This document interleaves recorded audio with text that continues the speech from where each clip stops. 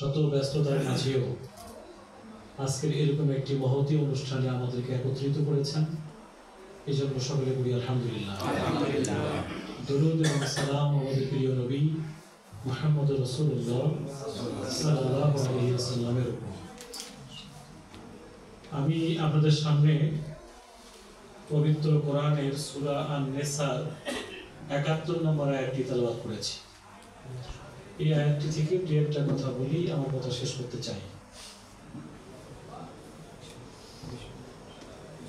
ঠিক আছে। তো আমি নিজে গর্ববোধ করছি যে এরকম একটি ভ্যালুয়েবল প্রোগ্রামে আমাকে দাওয়াত দেওয়া হয়েছে। আমি অফিস থেকে আসতেছিলাম, ক্যান্টনমেন্টে একটা আমাদের শাখা, ক্যান্টনমেন্ট শাখা যেটা রজনীগন্ধা, ওখানে একটা প্রোগ্রামে ছিলাম। আমার ভাই ফোন করছে, ওইখান থেকে আবার এখানে আসা। তো কোনো প্রস্তুতি ছাড়াই একটু কথা বলা, তো আমার মনে হয় আমরা একটু সবাই শেয়ার করি, একে অপরকে জানার চেষ্টা করি। হতে পারে আমাদের এই কথাটুকু কিয়ামতের কঠিন ময়দানে নাজাতের ওসিলা হতে পারে। আল্লাহ আমাদেরকে যেন নাজাতের ওসিলা করে দেন, সকলে করে আমিন। সম্মানিত ভাই এবং বন্ধুগণ, আমি আপনাদের সামনে যে বইটি থেকে তেলাওয়াত করেছি, এই বইটির নাম হচ্ছে আল্লাহর কোরআন, আল কোরআন। বিগত ৫০-১০০ বছরে আমাদের এই সমাজে কোরআনের সাথে আমাদের আচরণটা কেমন হওয়া দরকার, সেই বিষয়টি আমাদের এইভাবে আমরা জানতে পারিনি। আজকে আমার ব্রাঞ্চে একজন অফিসার জয়েন করলো, ইংরেজিতে অনার্স এবং মাস্টার্স, কিশোরগঞ্জের পটিয়া দিতে পারি, ফার্স্ট আজকে জয়েন করলো নতুন অফিসার হিসাবে। তো আমি তাকে জিজ্ঞাসা করলাম, জয়েনিং লেটার নিয়ে আসছে আমার কাছে। আমি বললাম যে তুমি মাস্টার্স কমপ্লিট করেছো, আল্লাহর কোরআনের কতটা সূরা অর্থ সহ বলতে পারো? তো সে বললো একটা সূরা অর্থ সহ বলতে পারি। কোনটা? সূরা আসর। এইটাই ভাইবার জন্য মুখস্থ করছিলাম, ভাই আমাকে এটাই করছে। আল্লাহর মেহেরবানি আমার চাকরি হয়েছে। তবে ভাইবা বোর্ডের লোকজন আমাকে বলছে যে তোমার কোরআনের সাথে সম্পর্কটা বাড়াতে হবে। তারপরে আমি তাকে বেশ কয়েকটা পরামর্শ দিলাম। তো বললো যে স্যার, আমি যদি আজকে এখানে জয়েন না করতাম, আমার জীবনে হয়তো এই প্রশ্নগুলো জানাই হতো না কখন। তো আমি আপনাদের সাথে একই কথাগুলো শেয়ার করতে চাই। এক নম্বর আমি যে কথাটা বলতে চাই যে আমরা ইসলাম যে একটা রিলিজিয়ন বলে আমরা জানি, এটাকে কোরআনের ভাষায় দ্বীন বলা হয়। আর দ্বীন মানে হচ্ছে জীবন ব্যবস্থা। তো এটার মূল নির্যাসটা হচ্ছে কালেমা তাইয়্যিবা লা ইলাহা ইল্লাল্লাহু মুহাম্মাদুর রাসূলুল্লাহ। আমি যদি এখন আপনাদেরকে সব জিজ্ঞেস করি যে লা ইলাহা ইল্লাল্লাহ, এটার মিনিংটা কি? বলেন তো একজন দেখি। জি, এমনি বললে বলেন আল্লাহ ছাড়া, আল্লাহ ছাড়া কোনো ইলাহ নাই, আল্লাহ ছাড়া কোনো মাবুদ নাই, এই এতটুকুই আমরা জানি।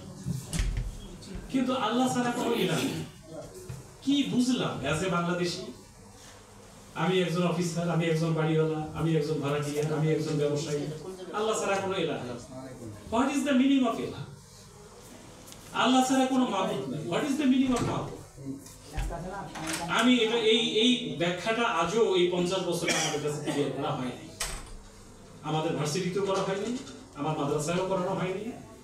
মাদ্রাসায় এখানে যারা লেখাপড়া করছেন, মতামিম দীর্ঘ ৫০ বছর মাদ্রাসার মতামিম, দীর্ঘ ৫০ বছর একটা মসজিদে ইমামতি করে, কলেজের প্রিন্সিপাল, ইউনিভার্সিটির ভাইস চ্যান্সেলর, তারা জানে না লা ইলাহা ইল্লাল্লাহ। এতটুকুই জানে আল্লাহ ছাড়া কোনো মাবুদ নাই, আল্লাহ ছাড়া কোনো ইলাহ নেই।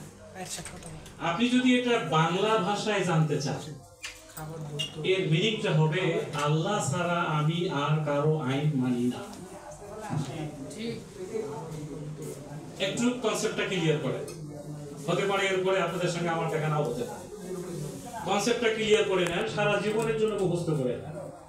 এটা একটা সফটওয়্যার মনে করে আপনার ভিতরে ডাউনলোড করে দেন যে লা ইলাহা ইল্লাল্লাহ, আল্লাহ ছাড়া আর কারো আইন মানি না। লা না না মানি, এই লা শব্দের অর্থ হচ্ছে না মানি। আল্লাহ তাআলা কোরআনে সূরা বালাদ নামে একটা সূরা দিয়েছে। এই সূরা বালাদটা শুরু হয়েছে লা দিয়ে, লা উকসিমু বিহাদাল বালাদ। না না না না, তোমরা যে চিন্তাগুলো করছো এগুলো ঠিক। আমি এই মক্কা নগরীর কসম খেয়ে বলছি, আমি আল্লাহ যা বলতেছি এটা ঠিক। লা দিয়ে শুরু করা হয়েছে। তাহলে লা ইলাহা ইল্লাল্লাহ মানে আমাদের কনসেপ্টটা কি হলো? আল্লাহ ছাড়া আর কারো আইন নাই। আপনি যখনই এই কথাটা বলবেন ব্রেন খুলে যাবে।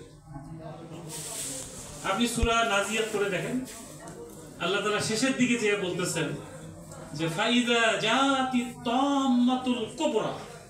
এই যে কয়েকদিন আগে ভূমিকম্প হলো না, এই ভূমিকম্পটা কি কোরআনের ভাষায় কিয়ামত বলা হয়, জিলজাল বলা হয়, তাম্মাতুল কুবরা বলা হয়, জাতি সাখা বলা হয়।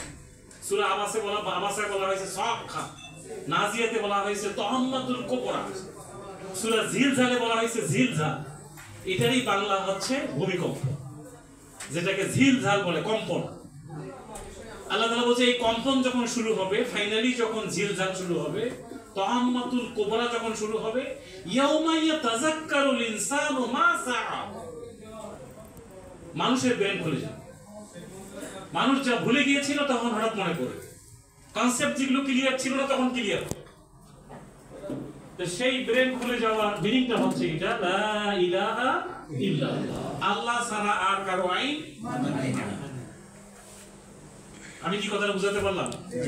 2 নম্বর, মুহাম্মাদুর রাসূলুল্লাহ, মুহাম্মদ সাল্লাল্লাহু আলাইহি আল্লাহর রাসূল, এই কথাটাই আমরা জানি। জি, তো আল্লাহ ছাড়া আমি যে আর কারো আইন মানি না, এই ক্ষেত্রে আমার মডেল হচ্ছে মুহাম্মদুর রাসূলুল্লাহ সাল্লাল্লাহু আলাইহি ওয়াসাল্লাম। মুহাম্মদ সাল্লাল্লাহু আলাইহি যে স্ট্র্যাটেজিতে, যে স্টাইলে, যে সিস্টেমে আল্লাহর আইন জমিনে কায়েম করেছেন, সেই মডেলটাই আমার মডেল, সেই স্ট্র্যাটেজিটাই আমার স্ট্র্যাটেজি, সেই সিস্টেমটাই আমার সিস্টেম। ডাক্তার শফিকুর রহমান সাহেবকে প্রশ্ন করা হয়েছে, আপনারা ইসলাম কায়েম করলে কোন মডেলে কায়েম করবেন? যেটা কি আফগানিস্তান হবে, না পাকিস্তান হবে, না ইরান হবে, না কি হবে? উনি বলছে মুহাম্মদ সাল্লাল্লাহু আলাইহি যে মডেলে আল্লাহর আইন চালু করেছিলেন, আমরা সেই মডেলেই চালু। এটারই কালেমাটা হচ্ছে মুহাম্মাদুর রাসূলুল্লাহ। তাহলে কালেমার অর্থটা কি আমরা শিখলাম? আল্লাহ ছাড়া আর কারো আইন মানি না, আল্লাহর আইন মানার ক্ষেত্রে মুহাম্মদ সাল্লাল্লাহু আলাইহি আমার মডেল, আমার আদর্শ। 2 নম্বর, 1 নম্বর কথা শেষ। 2 নম্বর প্রশ্ন হচ্ছে আমার জানার বিষয় যেটা, এই পৃথিবীতে আল্লাহ তাআলা আল্লাহর এই কোরআনটাকে কেন পাঠিয়েছে? আমরা এক একজন এক প্রশ্ন করি। আমি একটা মাদ্রাসায়, হাফিজি মাদ্রাসার হাফেজ নিয়োগে প্রায় 15 জন হাফেজের ভাইবা নিতে যে আমি জিজ্ঞেস করছিলাম, দাওরা পাশ মুফতি, ভাই বলেন তো আল্লাহ তাআলা এই পৃথিবীতে কোরআন কেন নাযিল করেছেন? বিভিন্ন ভাবে বলে, এই যে আমরা এলা নাই, মাবুদ নাই, এই টাইপের কথা বলে। আল্লাহর কোরআনের ভাষায় আমি জানতে চেয়েছি যে আল্লাহ কি বলেছেন, আমি কেন কোরআন পৃথিবীতে নাযিল করলাম। এর অর্থ তাকে শেখানো হয় নাই, এটা কোনো সে জানে না, এই সিলেবাসে পড়ে। এই কথাটা আল্লাহ তাআলা কোরআনে 3টা সূরাতে বলেছেন। সূরা আত-তাওবার 33 নম্বর আয়াত, সূরা ফাতার 28 নম্বর আয়াত, সূরা সফেন 9 নম্বর আয়াত। আল্লাহ বলছেন আমি এই পৃথিবীতে কোরআন এজন্যই পাঠিয়েছি, আমার কোরআনকে তোমার পার্লামেন্টে বিজয়ী করতে হবে। কথাটা কি অবিশ্বাস হচ্ছে আপনাদের কাছে? না। আল্লাহ তাআলা এই পৃথিবীতে কোরআনকে কেন পাঠিয়েছেন? যার যে পার্লামেন্ট আছে সেইখানে কোরআনকে কি করতে হবে? বিজয়ী করতে হবে। বিজয়ী করতে হবে, বিজয়ী করতে হবে। এটা একেবারে ডাইরেক্ট আপনি বাংলা ভাষাটা বুঝতে পারবেন। আল্লাহ তাআলা এই পৃথিবীতে কোরআন পাঠিয়েছেন, আল্লাহর এই বাংলাদেশে আমরা যেহেতু বাস করছি, আমরা আল্লাহর কোরআনের প্রতি ঈমান এনেছি। ঈমান আনার অর্থই হচ্ছে আল্লাহর এই কোরআনকে আমাদের পার্লামেন্টে বিজয়ী করতে হবে। এটা আরবিতে কি? লিউযহিরাহু আলা দীনি কুল্লি। 3টা সূরাতে একই কথা। আল্লাহ বলছে আমি এই কোরআনকে এই জন্য, শুধু কোরআন না, এটা যার উপরে আমি নাজিল করেছি তিনি হচ্ছেন মুহাম্মদুর রাসূলুল্লাহ সাল্লাল্লাহু আলাইহি ওয়াসাল্লাম। এখন বলেন মুহাম্মদ সাল্লাল্লাহু আলাইহি ওয়াসাল্লামকে আল্লাহ দুনিয়ায় কেন পাঠিয়েছেন? এই কোরআনকে বিজয়ী করার জন্য। কোরআন এসেছে বিজয়ী হয়ে থাকার জন্য, আর মুহাম্মদ সাল্লাল্লাহু আলাইহি ওয়াসাল্লামকে আল্লাহ দুনিয়ায় পাঠিয়েছেন কোরআনকে বিজয়ী করার জন্য। ঠিক। 3 নম্বর কথা হলো আমি যে মানুষ, আমাকে আল্লাহ দুনিয়ায় কেন পাঠালেন? সূরা বাকারাতে আল্লাহ পরিষ্কার করে বলেছেন, ফেরেশতাদেরকে ডাক দিলেন যে আমি পৃথিবীতে মানুষ সৃষ্টি করতে চাই। আল্লাহ কি বললেন? ইন্নী জাইলুন ফিল আরদি খলিফা, আমি খলিফা পাঠাতে চাই পৃথিবীতে।